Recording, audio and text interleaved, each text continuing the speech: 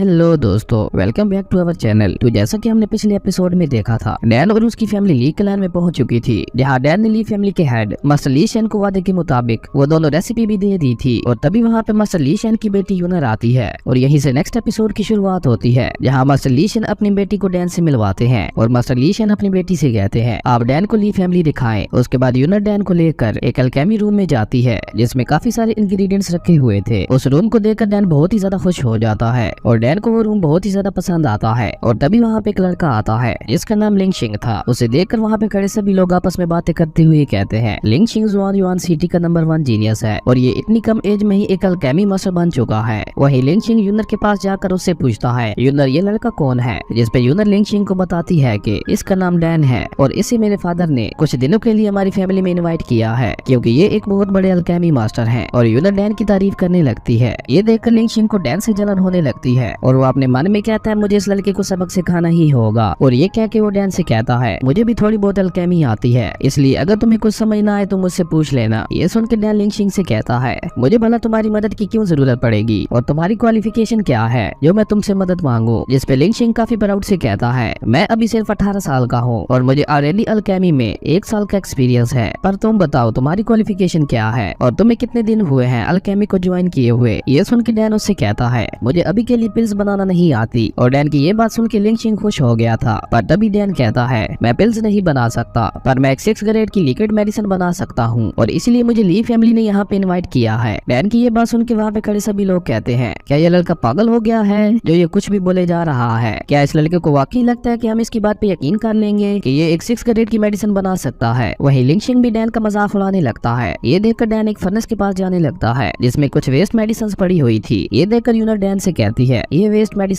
है इसलिए तुम नई मेडिसिन ले लो। पर डैन उन्हीं वेस्ट मेडिसिन को रिफाइन करने लगता है। ये देखकर लिंग शिंग एक बार फिर से डैन का मजाक उड़ाते हुए कहता है ये तो वाकई कमाल का अल्केमी मास्टर है जो वेस्ट मेडिसिन को रिफाइन कर रहा है। लिंग शिंग की ये बात सुन के वहाँ पे खड़े सभी लोग एक बार फिर से हंसने लगते हैं। वही डैन उस मेडिसिन को रिफाइन कर लेता है और ये देखकर वहाँ पे खड़े सभी लोग बहुत ही ज्यादा हैरान हो गए थे। और यूनर उस मेडिसिन को चेक करने के बाद 5th ग्रेड की मेडिसिन बताती है, पर लिंग शिंग को इस बात पे यकीन ही नहीं होता और वो गुस्से से यूनर से कहता है आखिर तुम एक ही बार में ये कैसे बता सकती हो कि ये मेडिसिन 5th ग्रेड की है। और ये कहकर लिंग शिंग यूनर को साइड पे धक्का दे देता है जिससे वो गिरने ही वाली थी, पर तभी डैन उसे पकड़ लेता है और ये देखकर यूनर के गाल लाल हो गए थे। वही लिंग शिंग उस मेडिसिन को देखते हुए कहता है आखिर इसने वेस्ट मेडिसिन की मदद से एक 5th ग्रेड की मेडिसिन कैसे बनाई। मुझे लगता है ये बस एक कोइंसिडेंस था। उसके बाद डैन कुछ कहे बगैर वहाँ से चला जाता है और वही यूनर भी उसके पीछे पीछे आने लगती है। ये देखकर डैन यूनर से कहता है तो अब मिस यूनर को यकीन हो गया ना कि मैं झूठ नहीं बोल रहा था। ये सुन के यूनर डैन को पकड़ते हुए कहती है अब जब आप ली फैमिली में आ गए हैं तो हम दोनों भी एक फैमिली की तरह हैं, इसलिए अगर आपको कभी भी मेरी मदद की जरूरत हो तो आप बस मुझे बता देना। जिस पे डैन मिस यूनर से कहता है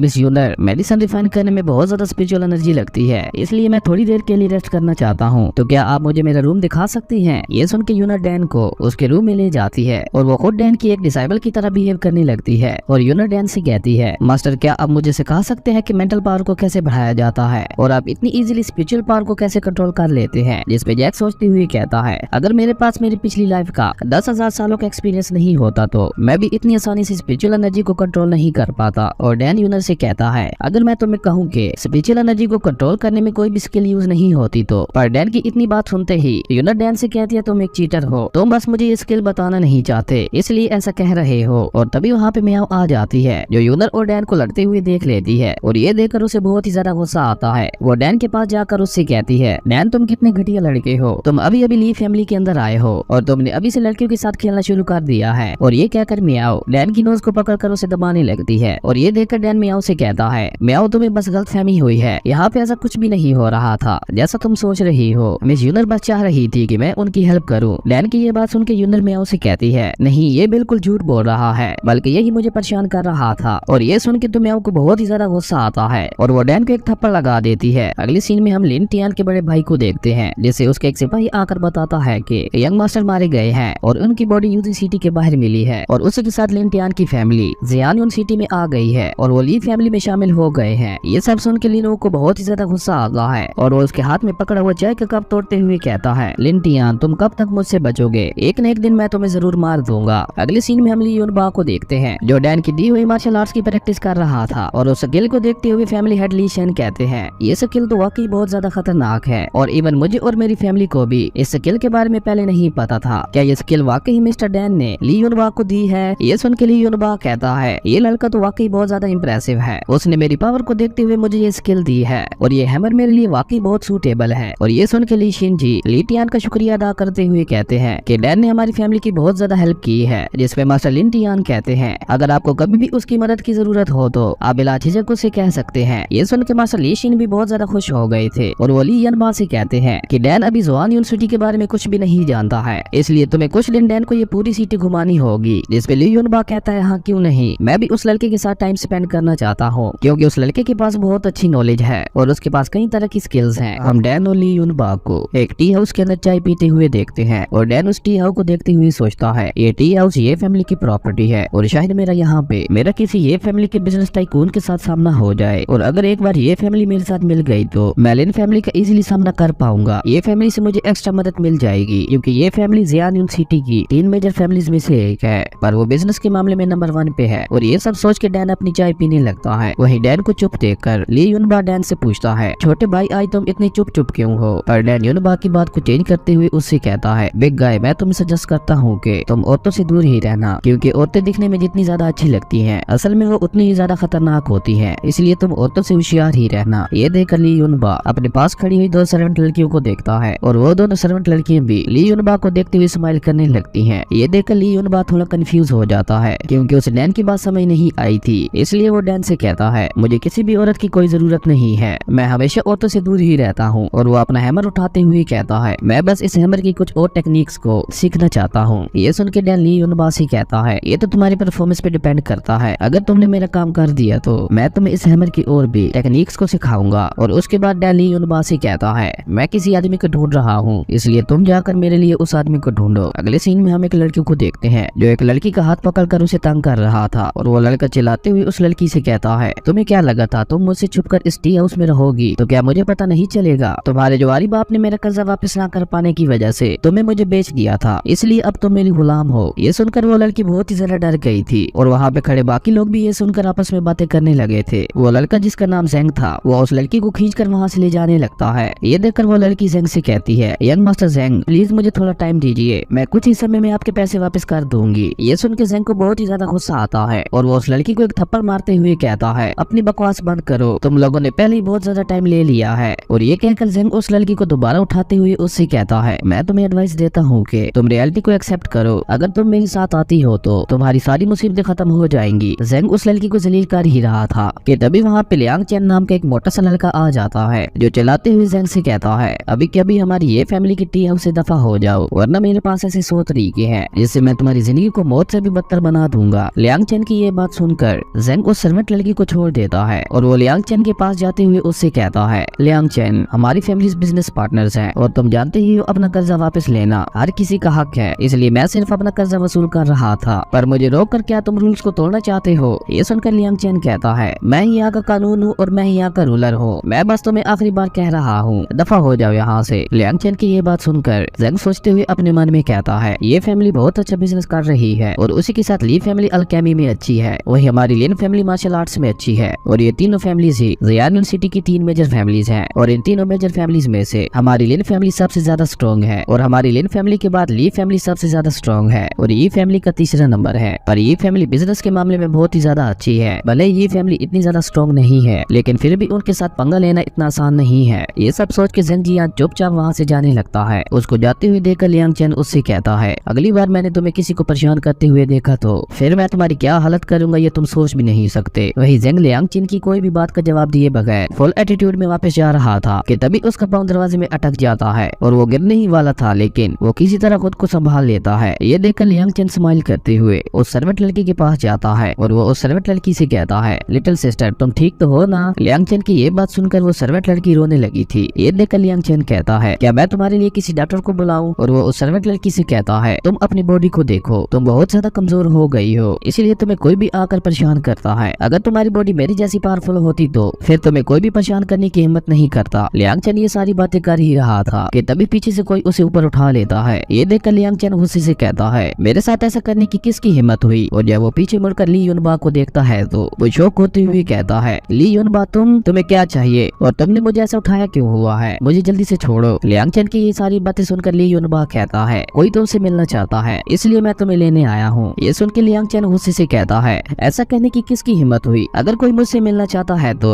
वो खुद आकर मुझसे मिले, क्या उसमें इतने भी मैनर्स नहीं है? ये सुनकर ली यूनबा लियांग चैन से कहता है, क्या मैंने तुमसे तुम्हारी ओपिनियन पूछी? और ये कहकर ली यूनबा लियांग चैन को वैसे ही उठाए हुए वहाँ से जाने लगता है। ये देखकर लियांग चैन चिल्लाते हुए कहता है, तुम मेरे ही एरिया में मेरे साथ ऐसा नहीं कर सकते। पर ली यूनबा उसकी कोई भी बात सुने बगैर उसे वहाँ से ले जाने लगता है। अगले सीन में हम डैन, लियांग चैन और ली यूनबा को एक साथ बैठे हुए देखते हैं। यहाँ ली यूनबा काफी गुस्से से लियांग चैन को देख रहा था। ये देखकर लियांग चैन ली यूनबा से कहता है, ली यूनबा तुम मेरे बारे में नहीं जानते, अगर तुमने मुझे हट करने की कोशिश की तो ये फैमिली तुम्हें जिंदा नहीं छोड़ेगी। ये सुनकर डैन समझ जाता है कि लियांग चैन ली यूनबा से डर रहा है, इसलिए डैन ली यूनबा को वहाँ से बाहर जाने के लिए कह देता है और ली यूनबा भी डैन की बात मानते हुए चुपचाप वहाँ से बाहर चला जाता है। और उसके बाद डैन लियांग चैन को कॉफी देते हुए उससे कहता है, मेरा नाम डैन है। ये सुनकर लियांग चैन हैरान होते हुए कहता है, क्या तुम वही अल्केमी के मास्टर डैन हो जिसे ली फैमिली ने अपने क्लैन में इनवाइट किया है? पर जैसा मैंने सोचा था, तुम तो उससे बिल्कुल डिफरेंट दिखते हो। ये सुनकर डैन कहता है, जब तुम मेरे बारे में इतना जानते हो तो तुम ये भी जानते होगे कि मैं जियानुन सिटी में सिर्फ 2 दिन के लिए आया हूँ। ये सुनकर लियांग चैन डैन से कहता है, लड़के पॉइंट टू पॉइंट बात करो, तुम क्या कहना चाहते हो? जिस पे डैन कहता है, ओके ठीक है, तो मेरे पास तुम्हारे लिए एक डील है, क्या तुम बिजनेस एस्टेब्लिश करने के लिए मेरे साथ ज्वाइन होना चाहोगे? ये सुनकर लियांग चैन डैन से कहता है, लड़के ख्वाब देखना बंद करो, भला मैं तुम्हारे साथ बिजनेस क्यों करूंगा? मेरे पास इन फालतू चीजों के लिए बिल्कुल भी टाइम नहीं है। और ये कहकर लियांग चैन वहाँ से जाने लगता है। ये देखकर डैन लियांग चैन से कहता है, आज ही हमारी पहली मीटिंग थी, इसलिए मैं तुम्हें एक गिफ्ट देना चाहता हूँ। और डैन एक पेपर को बाहर निकालते हुए उसे टेबल पे रख देता है और वो खुद वहाँ से जाते हुए लियांग चैन से कहता है, लियांग चैन मैं चाहता हूँ तुम अपना फैसला लेने से पहले एक बार जाकर उस पेपर को देख लो।